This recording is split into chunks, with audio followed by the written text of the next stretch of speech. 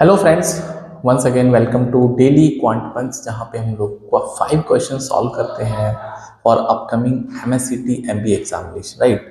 तो this is the day number 11 और I can say session number 11। अगर आपने पिछले 10 क्लासेस मिस कर दी हैं तो please you can watch the playlist का लिंक आपको नीचे मिल जाएगा डिस्क्रिप्शन में। प्लेलिस्ट फॉलो कर लो और आने वाले टाइम में पूरे मार्च में आपको ये जो डेली क्वांट पंच मिलेगा एंड पीडीएफ आपको मेरा टेलीग्राम ग्रुप मिल जाएगा। वहाँ पे क्वांट प्रेप 99 पे वहाँ पे daily vocabulary quiz, vocabulary cards, exam update, question of the day, study material, PDF, बहुत सारा सब कुछ वहाँ पे अवेलेबल है, राइट। तो दैट इज द प्रमोशन। उसके बाद अपने काम की बातें, पहला क्वेश्चन आज के वीडियो का। क्वेश्चन बड़ा सिंपल सा है that Amit can complete A work in 25 days and Puneet can do the same work in 20 days. Puneet alone worked it for 10 days and left the work.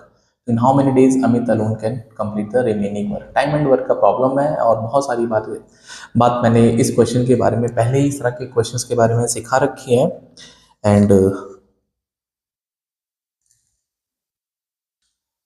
so let us solve the question, right? So Amit can complete the work in 25 days. Puneet can do the same job in 20 days. तो I told you कि आपको total work अगर quantify करना है तो 25 और 20 का LCM ले लो, विच इज नथिंग बट 100। और ये जो 100 है ये टोटल वर्क को रिप्रेजेंट करता है, right. This is total work. हाँ, उसके बाद एफिशिएंसी अगर मुझे कैलकुलेट करनी होती है किसी भी पर्सन की, तो वर्क अपॉन टाइम, कितना वर्क है कितना टाइम लगता है, तो एफिशिएंसी अमित की आएगी यहाँ पे।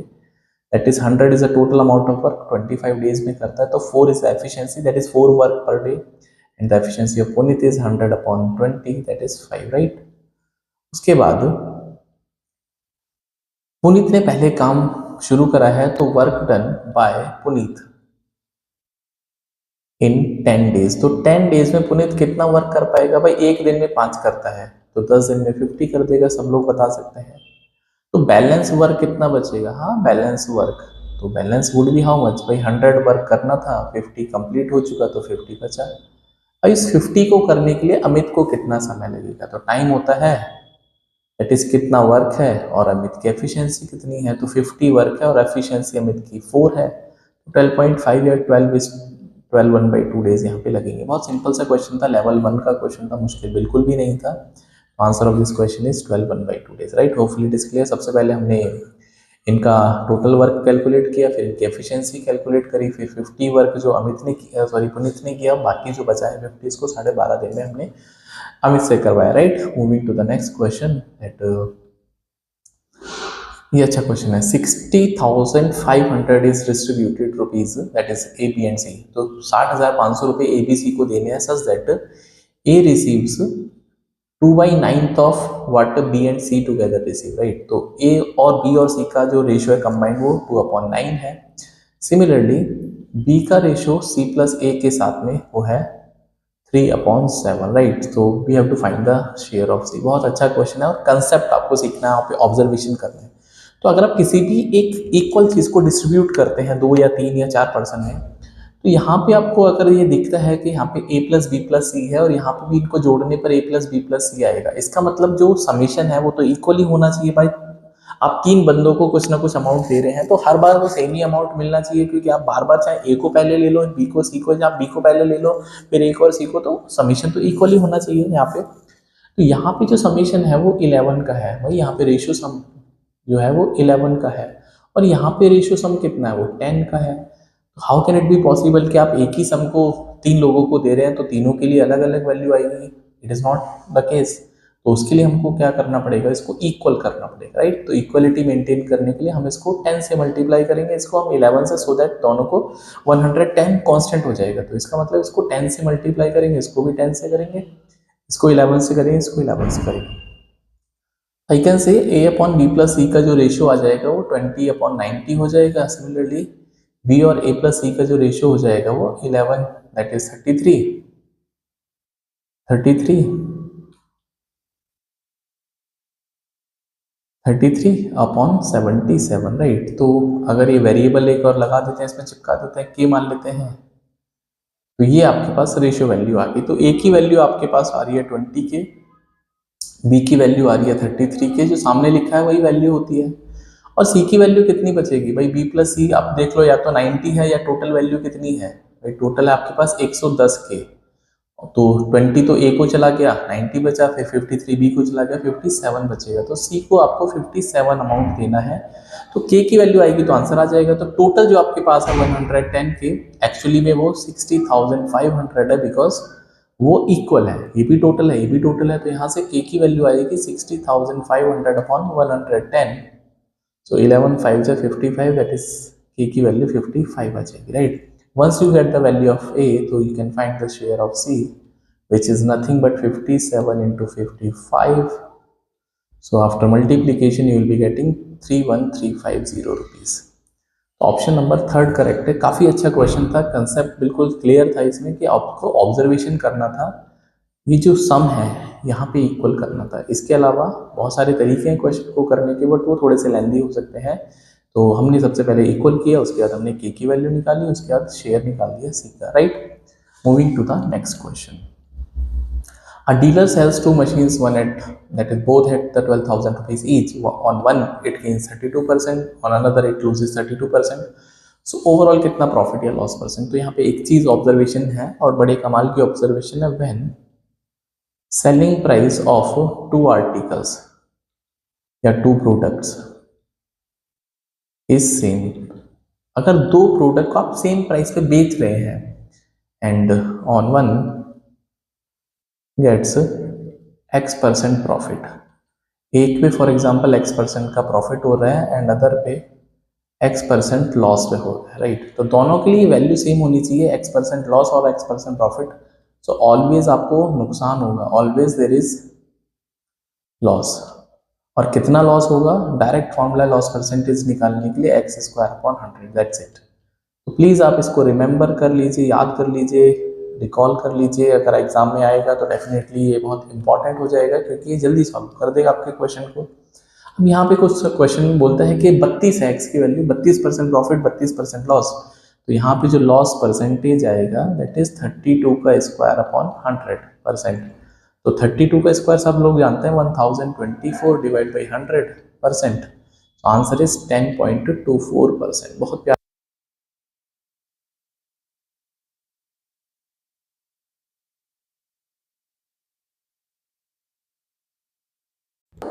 तो ऑप्शन नंबर 4 इसका राइट आंसर है, right. Moving to the next question.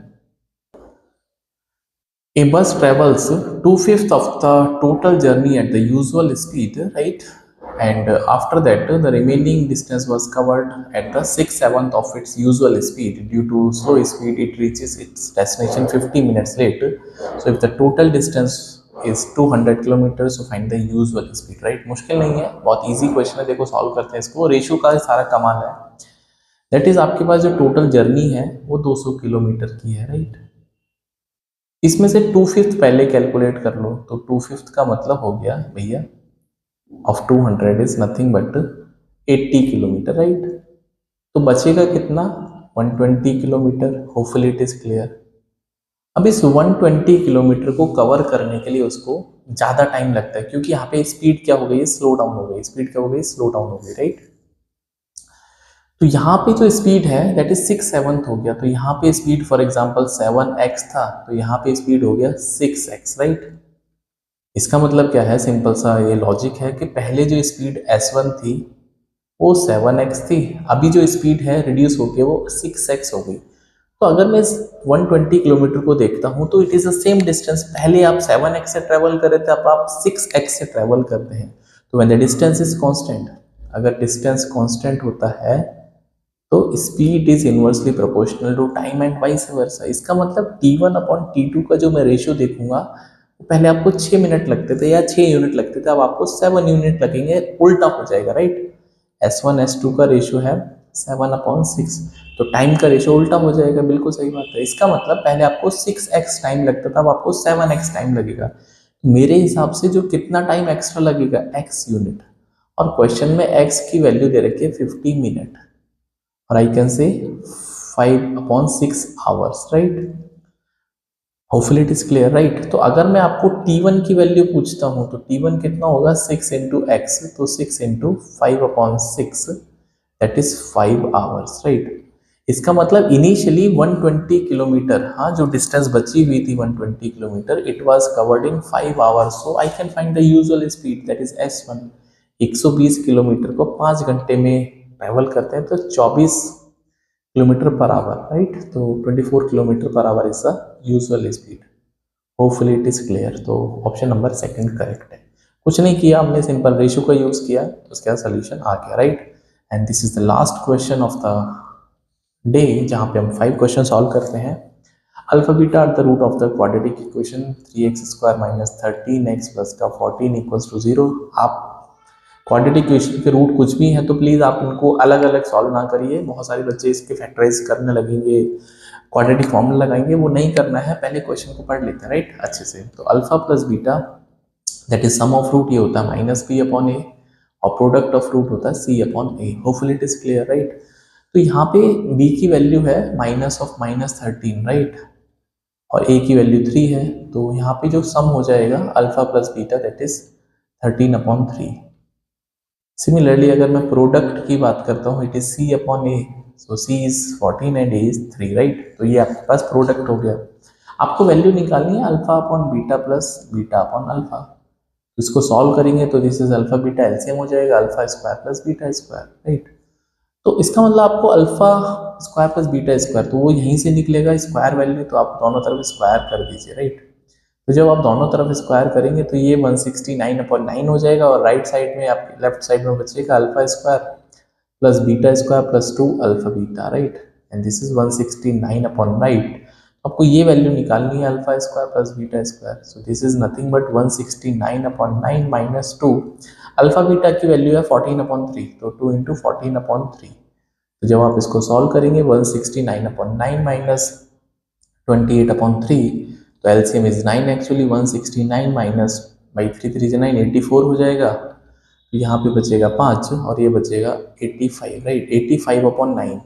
तो इसकी वैल्यू हो गई 85/9 और इसकी वैल्यू अल्फा बीटा की 14/3, तो ये 3 3 या 9 कैंसिल आउट हो जाएगा, तो 85/42 इसका राइट आंसर बनेगा, जो कि आपके पास ऑप्शन नंबर 4 में गिवन है राइट। तो मुश्किल नहीं था, लेकिन बहुत बेसिक सा जो कंसेप्ट था वो हमने यूज़ किया, that is alpha square plus beta square right. So see in the next video, till then आप इस चैनल को सब्सक्राइब कर लीजिए, वीडियो को शेयर करो सो दैट इसकी व्यूवरशिप बढ़े, ज़्यादातर लोग, ज़्यादा जो स्टूडेंट्स तक ये पहुँचे। एंड क्वांट प्रेप को आप फॉलो कर सकते हैं, और जो डेली पंच है, आप MSCT एग्जाम की अगर प्रिपरेशन कर रहे हैं तो these questions are going to be really helpful. So see in the next video, till then bye, take care.